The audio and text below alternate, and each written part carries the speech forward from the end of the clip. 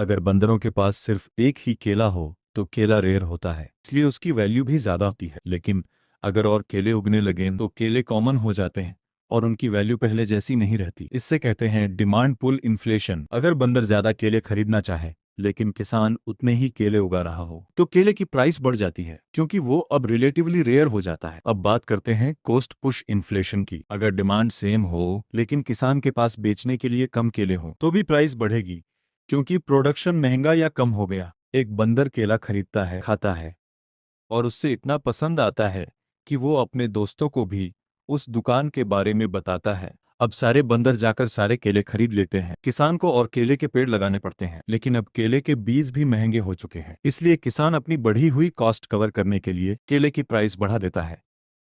अब आती है मॉनेटरी इन्फ्लेशन। अगर केले की डिमांड भी समय हो और सप्लाई भी सेम हो लेकिन बंदरों के पास अचानक पहले से ज्यादा पत्ते आ जाएं जिनसे वो पेंट करते हैं तो केले की प्राइस बढ़ जाती है, क्योंकि अब हर पत्ते की वैल्यू पहले से कम हो गई है।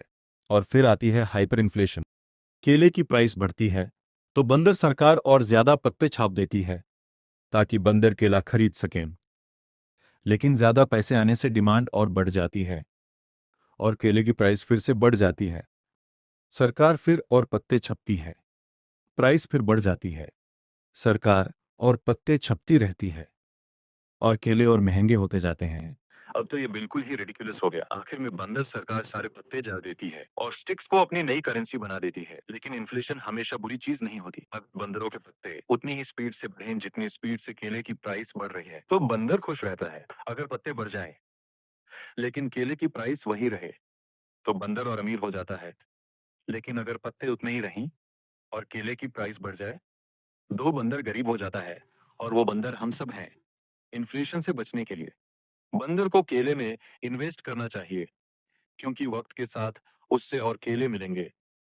और कभी कभी इन्फ्लेशन सच में बिल्कुल बनानास हो जाती है। सब्सक्राइब कर दो।